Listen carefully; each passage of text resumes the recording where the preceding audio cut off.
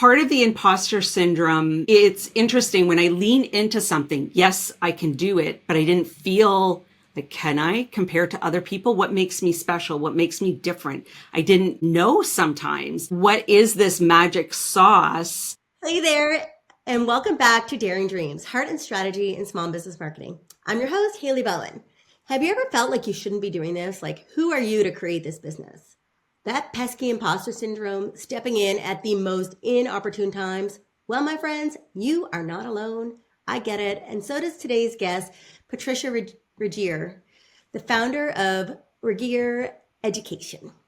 With 20 plus years in adult education, a master's degree, and a YouTube channel with over 900,000 views, Patricia helps leaders and facilitators create learning experiences that truly connect, with a special focus on inclusion, neurodiversity, and real-world impact. And even with these credentials, she too still feels imposter syndrome sometimes.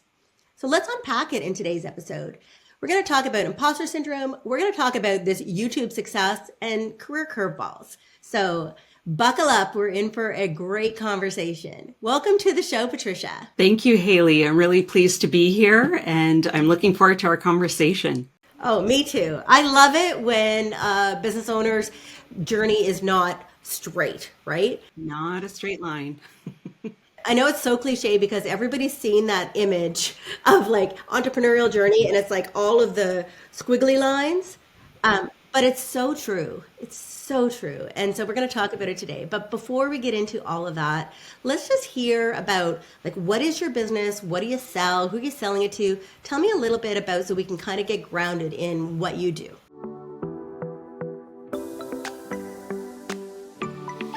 So I help organizations and entrepreneurs turn content into learning that actually sticks and connects. So I design online and in-person training that's inclusive, accessible, and created with real people in mind. So that is including neurodiverse learners. So my secret sauce is probably a mix of creativity, strategy, combining things like even everybody's talking about AI innovation, but also with a deep understanding of how adults really learn. And I'm all about making training meaningful, engaging, not boring, because I feel when people feel seen and heard and supported, then the real magic can happen for learning. Absolutely. I think that's so important. Okay, so can you give us like a little background on how did you get into this? I know your business has been around for about 8 years, same as mine actually. But like, what was the spark? What lit this fire in you? It was always that in the back of my mind, someday I would have my own business. And I worked about 20 years in the nonprofit sector, different leadership roles, human resource related, building programs with different organizations, multi-agency, and always training and development was a big part of that. Communication and education, even if it was a free program, people need to understand how it applied to them. So I then got a certificate in teaching adults and then realized this is really my thing. This is what I love to do. So while working full time, I got a master's of adult education and then was still in the same types of roles and just got to a point where it just felt like the time is now. I need to make a change. So for the first time ever, I left my job before having another job lined up, before I fully knew what I was going to do next. And then was just, okay, what's next? Ended up going to Europe for 3 weeks for the very first time with just backpack, stayed in youth hostels, and did what I never did in my 20s. Finally did, had teenagers at home, but my husband and daughters were fully supportive. So just, it was a great way to change chapters before knowing what was next. And when I came back, it just felt like the right time. We talked about it as a family, and I just took the jump and decided to focus and use my master's of adult education, but I still didn't fully know. I didn't have a business plan at that point. I didn't fully know what would evolve. And it's pretty fantastic what did end up happening, because we didn't know what was around the corner, but I was perfectly positioned for it when everything happened, but didn't know that that was what I was being prepared for. Like I had a similar journey, but I'm a marketer. So for me to start a marketing business after 20 years of marketing experience, that is easy. But for you, I mean, it's not easy. I did have the imposter syndrome and stuff like that, but I knew what to do. Like I knew the process. But for you, what did you do? Like you came back from this trip and then you decided you were going to do this. What was your first kind of step into being able to like get paid for what you love to do? As speaking opportunities came my way, and it may have been on a variety of different topics, I ran workshops and facilitated, and that's what I was known for as well in a community. So I did have that training background experience, and I was known for that. But it was a little, do I talk about leadership development? What topic? And engaging learning ended up, really using the education plus the experience. But it was a little bit unknown. So the way I started was developing my brand, and I wasn't fully sure what that was going to be. I started with Leaders Inspired, changed my social media handles a couple times. It went to Trish Talks. Like I didn't fully know, and that's probably what people say you don't do, but that's okay. I was figuring it out, and because of that exploration and my willingness, it wasn't a failure to keep changing, but willingness to explore, experiment, and kind of see what sticks also for me was part of that journey. And actually I ran a bunch of workshops talking about being intentionally brave, because when I came back from Europe, a whole bunch of women were saying, wow, you did that by yourself. You are so brave. And so I unpacked that. So any topic, it was just kind of flowed into each other, and started the YouTube channel. And so also just kind of started exploring what was I going to talk about. And that was also being brave in jumping into a whole new area. Speaking in front of even thousands of people was a lot more familiar than talking to a camera and connecting. So yeah, exploring, learning, and just growing. I really love that you said that, because what you went through in the beginning of like not really knowing your brand, of like just changing things, that's actually why I started my business, Marketing on Purpose. So it's interesting because for me, understanding the strategic foundation and the brand, like that has to come first. And what had happened in my business is that I had a friend who had a business, and he had done what you did. But he spent a lot of money doing it, right? He didn't have a brand. He didn't know who he was talking to. He didn't know the key messaging. And I'm like, oh my gosh, like this to me as a career marketer is like the first steps. And so I'm like, there's got to be other entrepreneurs like that. And then I'm going to come in and help them so that they don't have to do what he did. And so that's so interesting that you literally said his story basically. And I think it's a common one. So for those people listening to the show, you don't have to take all of those detours. You can actually figure it out. So if you want to do that, check out the show notes and, just look me up online. Okay. So what did you ultimately end up with in terms of like, are you creating courses for other people and teaching them how to create courses right now? So how did you end up with that from talking about a bunch of different topics? Yeah, it's been an interesting journey because I initially really explored my master's degree was also an online program.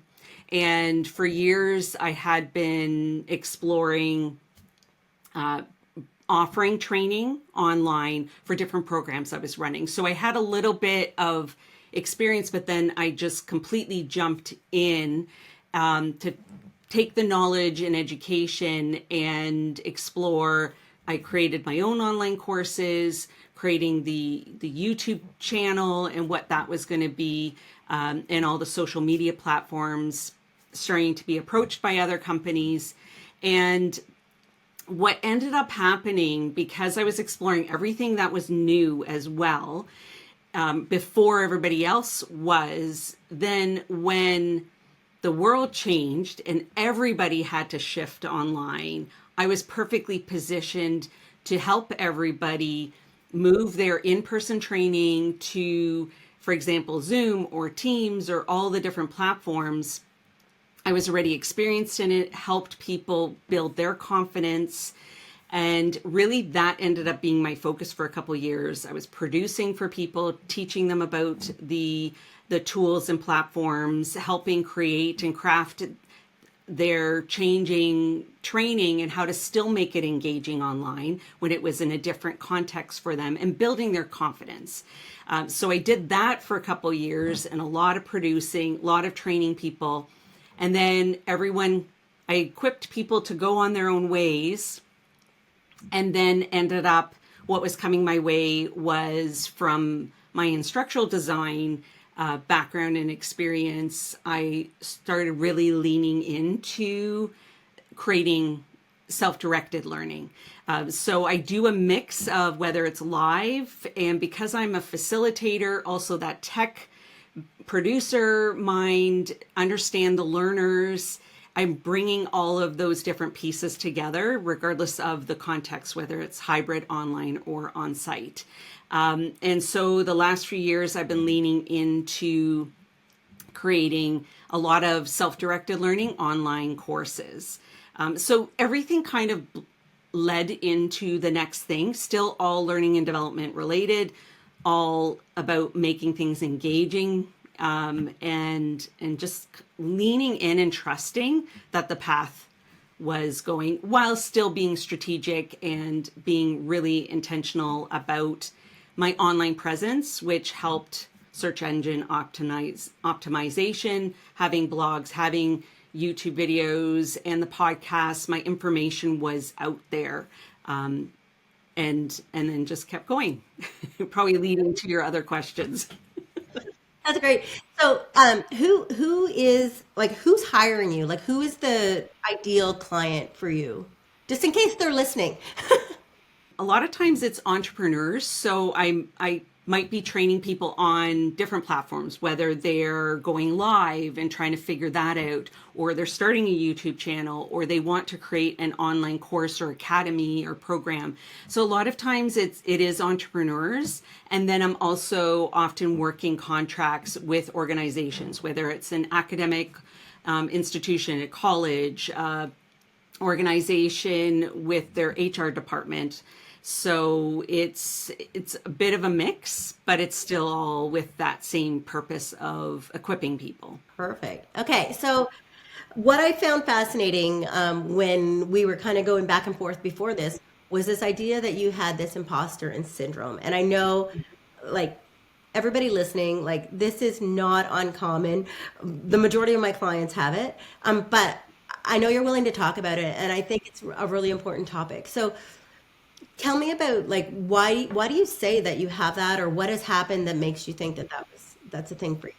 It would creep up at different times. And I think part of it was when I was naturally pivoting, when I was following and not fighting against, when things were naturally, there were different needs coming, and I was following what the need was, because I could support that need.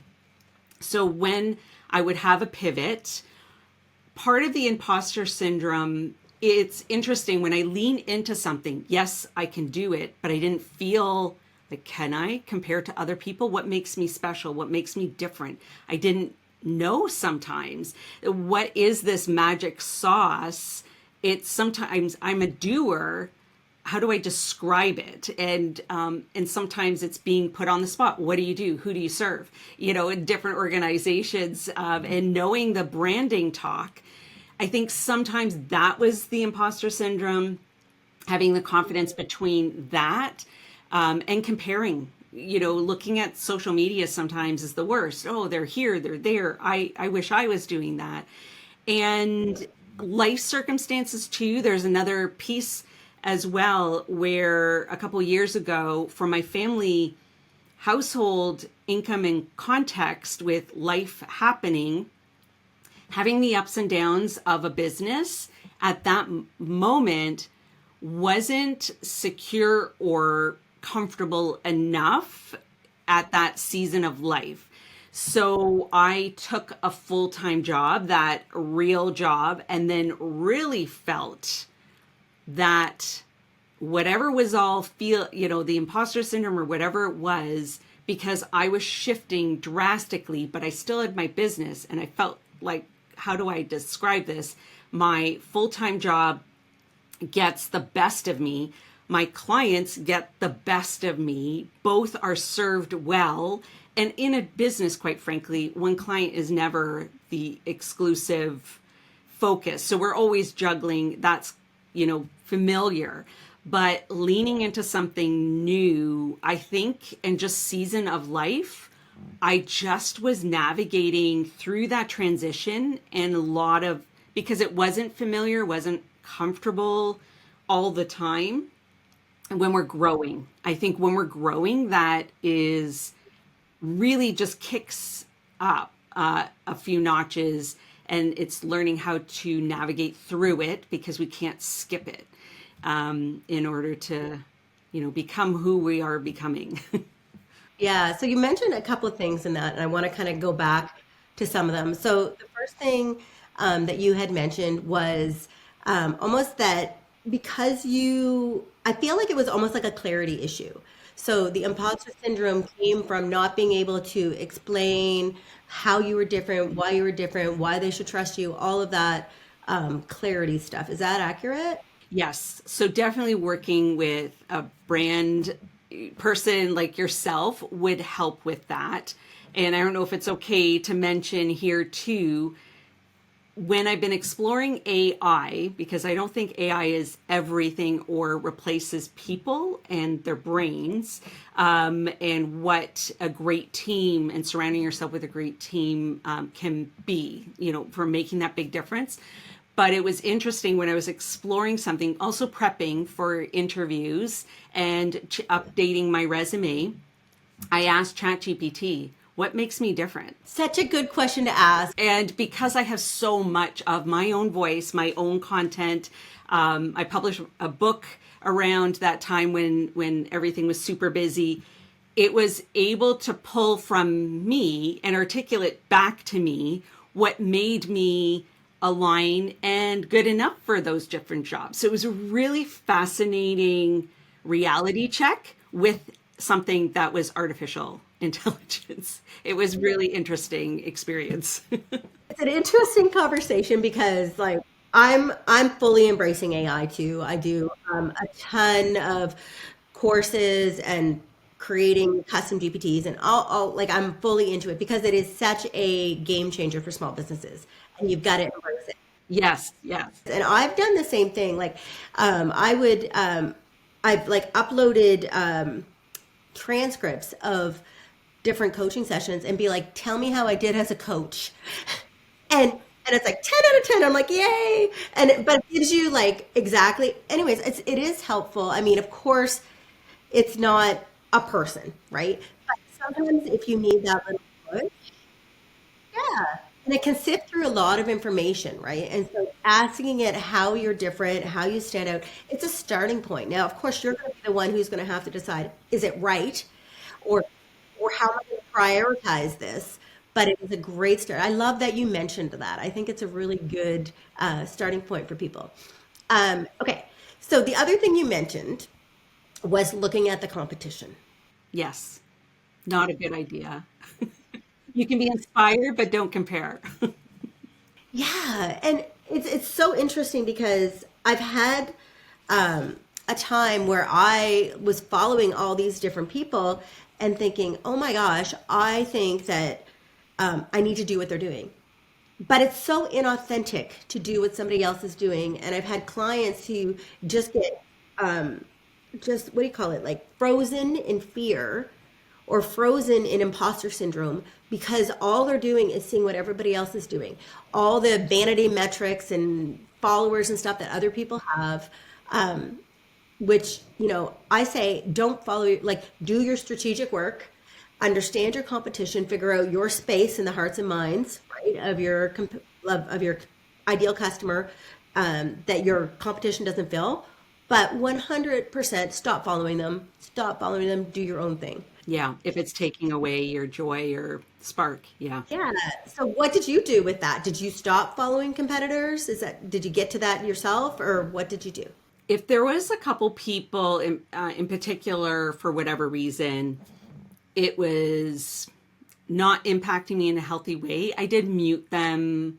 There may have been some people that I could have unfollowed, but a lot of it, I just had to check myself.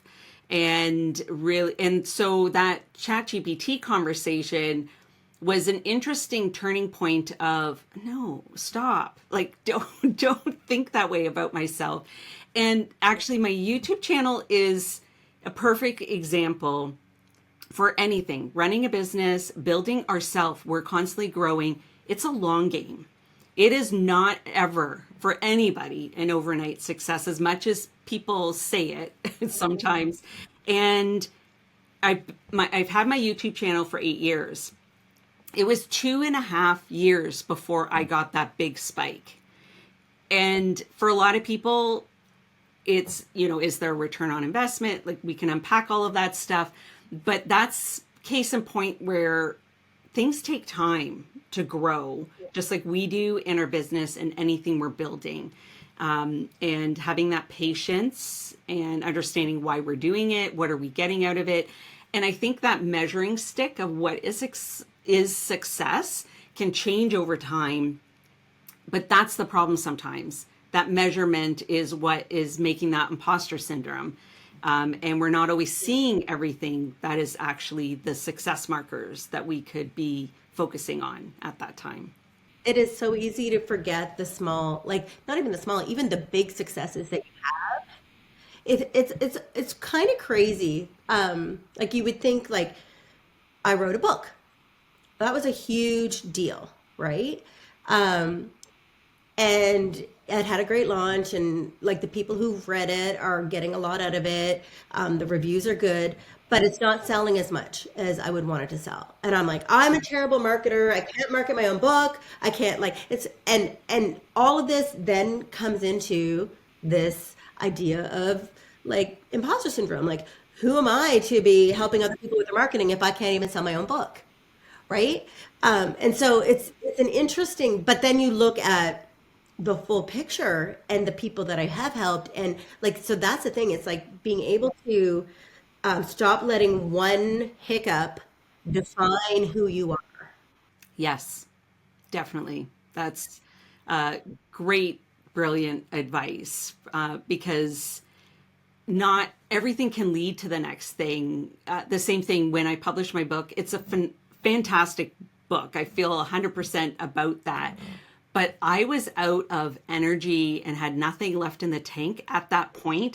Had been so busy, got this out, it was the right timing, and didn't realize I needed to have a whole bunch of more of myself to have the book really be out there to the level. I mean, it's all learning. It's all growing and learning, and leads to the next things. We know different stuff when we do things the next time as well. But it doesn't take away from what was accomplished, for sure. And the other thing that you need to think about is, where are you putting your priority? So like if I think of my journey with the book, is I wrote the book. I wrote it so that I would be able to help people who couldn't afford to hire me one-on-one. But it's never been a priority for me to sell it. And so the fact that it's not selling well on Amazon, it shouldn't upset me, because I'm actually not even trying that hard. But I still have it be this little voice in my head saying, like, even though like you, I think the book is phenomenal. I think everybody should like buy both of these books. What's your book called?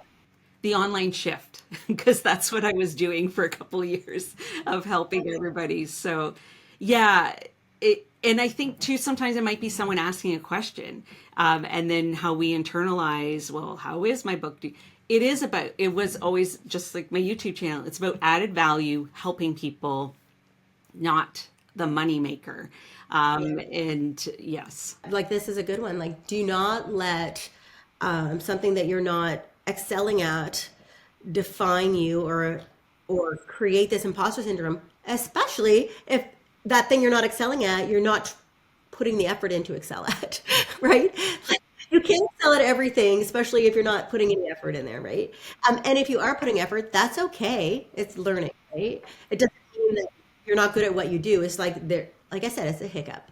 It's all learning, and you can't skip over that learning. When we're starting anything for the first time, it feels unfamiliar, uncomfortable, and we don't feel good at it because we can't get good at it unless we're doing it and working through those learning curves.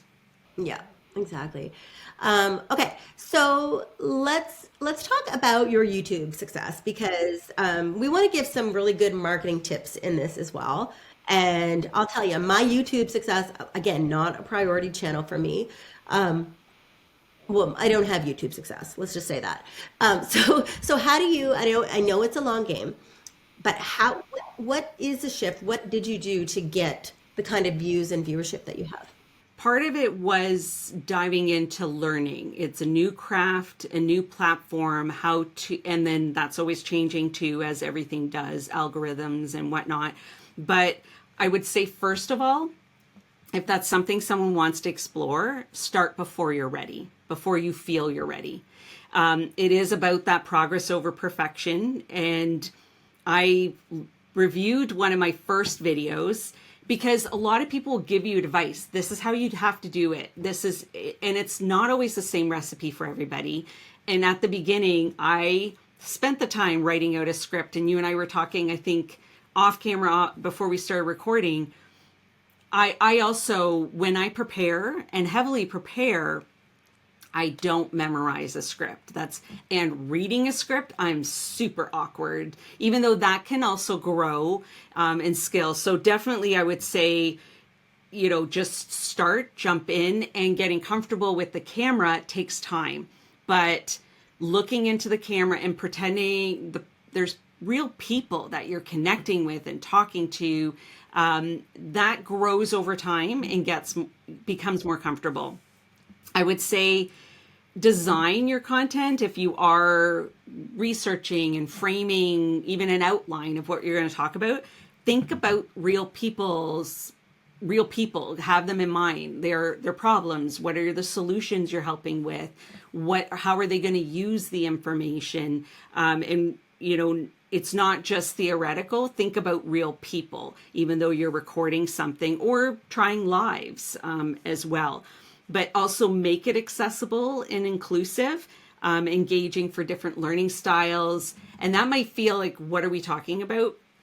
But that includes the different pieces behind the scenes after an upload. And I do have information about all of that as well, or I help people with that. It's everything from uploading the closed caption file. So even though YouTube does that automatically, and it's not bad, there's many different things that you have to do, including label tags. So the nice thing about YouTube, even if it's not an overnight thing, is that it's searchable and it lasts.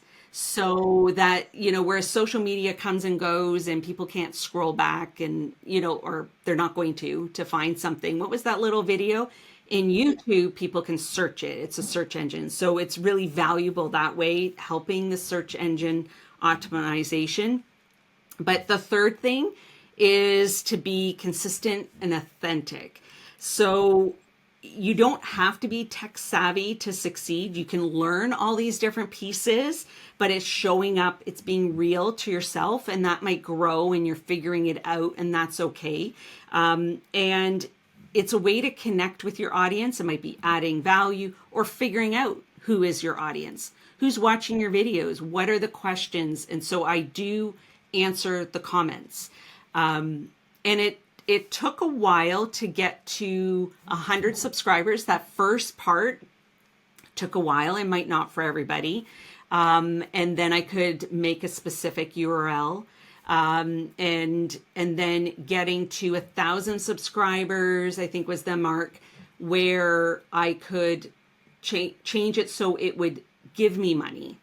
So now it is a revenue stream. It's not huge yet, but, and that's not just based on subscribers. Because I have a lot of tutorials, people don't always subscribe. And because I talk about different topics in a way, different platforms and tools, it's not just all one thing, because I'm helping people in a real situation. Entrepreneurs are using all kinds of different tools, or learning and development. So those views have built over time and they keep growing and compounding. And so it's a bit of a journey, but it's learning and starting somewhere. You don't have to know everything or do it perfectly, is what I would say, if that's all helpful, to know. I really think it is. And I would say, I would ask, I guess, so you do get revenue as people view your videos, like once you get to a certain level. Certain level, but you have to go through, and it took me a bit to figure that out because it was a little complicated through Google, because I then changed, and I would say people, if when you're starting, for people to think about a brand account right away instead of an individual account, which how you're setting up your Google, your Gmail email that's attached to that account for YouTube. So some of those starting building blocks, it's a lot easier if you have them in place and then trying to change it later. Once you have that, and people need to watch the ads. So we often can click that skip button, but as a thank you to whoever's created that tutorial that has saved you hours of time, sitting through that 20-second ad or however long it is, 10-second ad, giving a thumbs up, a like, commenting, thank you, just comments, all those things feed into the algorithm, and then sharing it with somebody. There are ways that people can add, like give money and stuff. I haven't, played with that space, but yeah, just watching. Because the ad revenues, we don't control them. So even before you can make money, there's still ads on everybody's videos for the platform. So yeah, that's how that works. Okay, interesting. And so does it translate into customers for your business too, or is it more of this is one line of revenue and this is a separate kind of thing? It's kind of its own revenue stream, but my clients, often I would make videos based on the clients I was working with, and it was a tutorial I was gifting them over and above, and then sharing it with other people. So it was an added value, a way to help. So my clients go to it. They would then, if they're on my email list, get the blog that gives, or article that gives more information, plus the video or podcast or both are embedded. But it's its own thing. There's a lot of strangers around the world, and it's really neat to look at the analytics.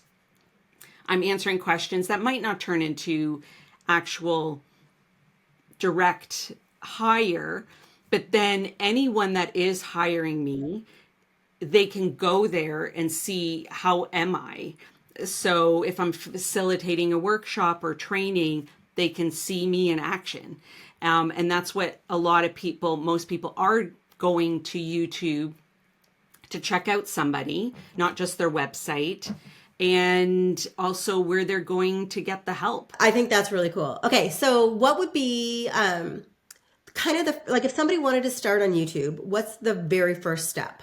It would be looking at, and I can give what I can offer for your listeners and viewers too, and I'll give you the link after our before you publish this, is some additional tips on getting started, and I'll customize that, and so I'll give a link where they can access that information.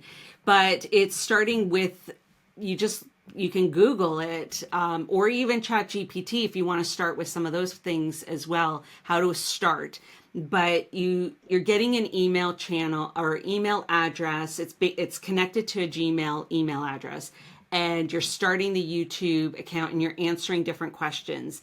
And if they're wanting it to be an individual person, which some people can do that, I became incorporated in my business later. That was part of the transferring everything. And then I changed it to brand account because I wanted that to all go through my business.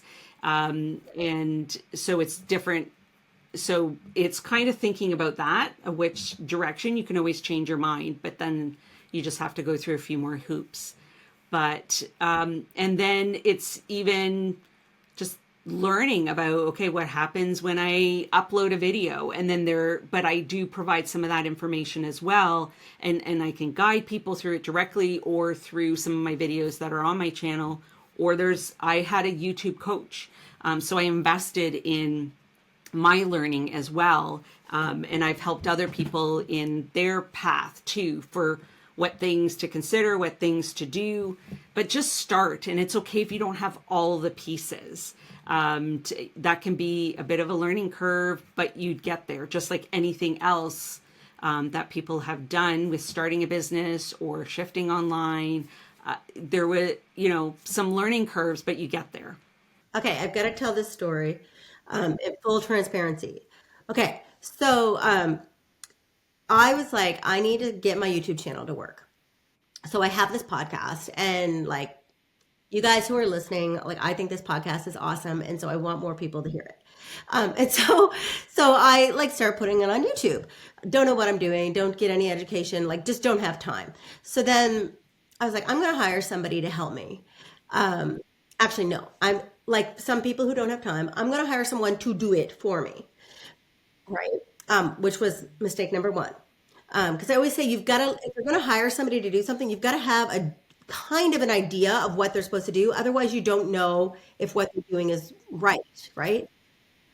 And I think a lot of people, especially from a marketing social media, they're like, "Hey, go do my social media for me," and you have no idea if it's done right, and it's usually not. You hire somebody junior, you can't afford to hire somebody like strategic or whatever, and it's just a waste of money.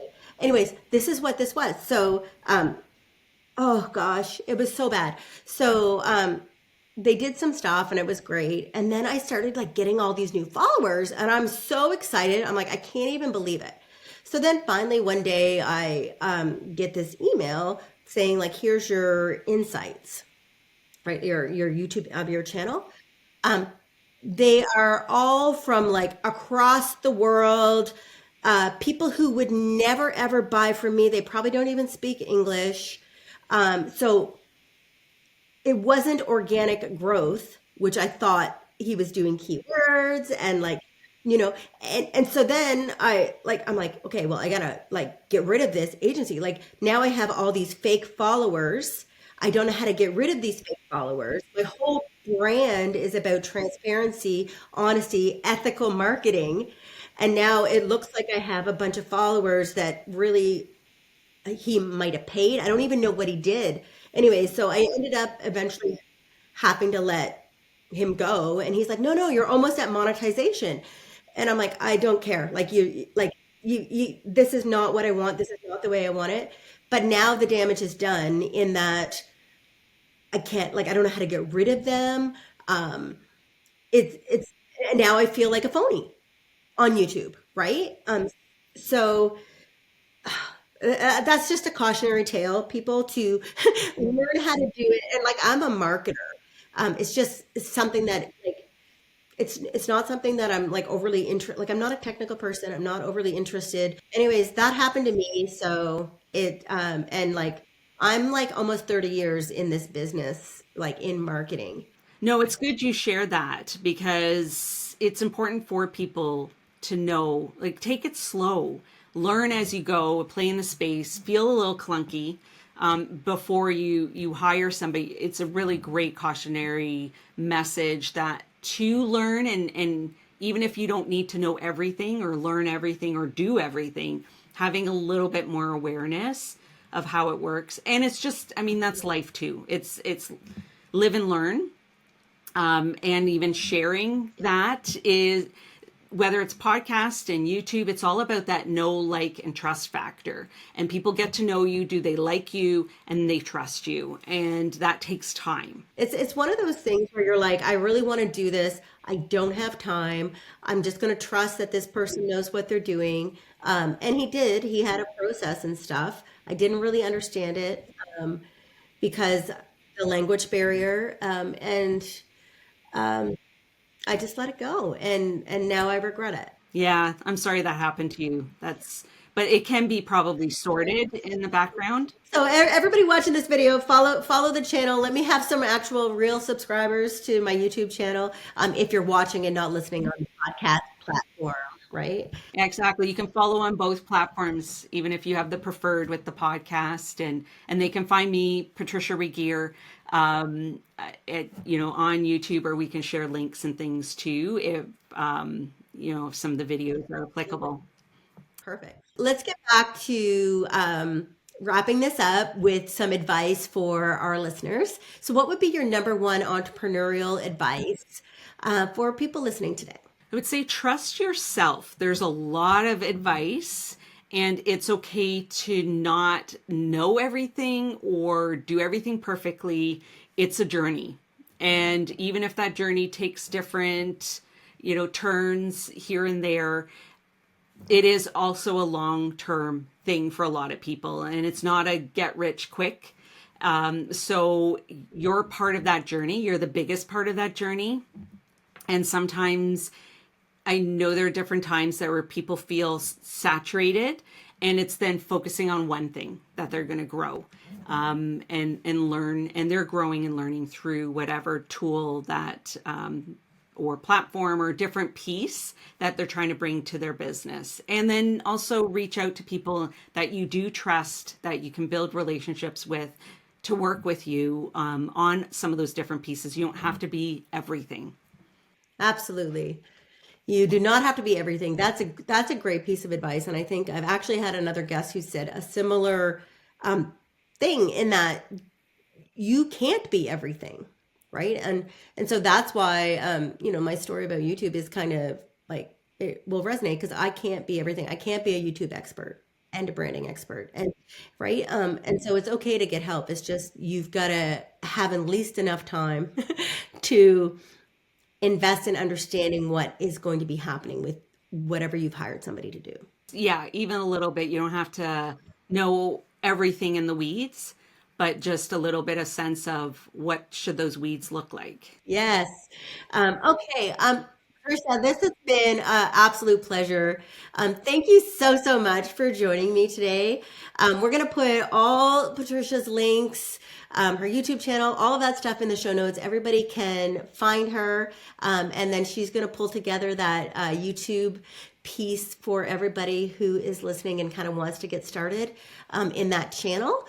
So thank you again, and see you later, everyone.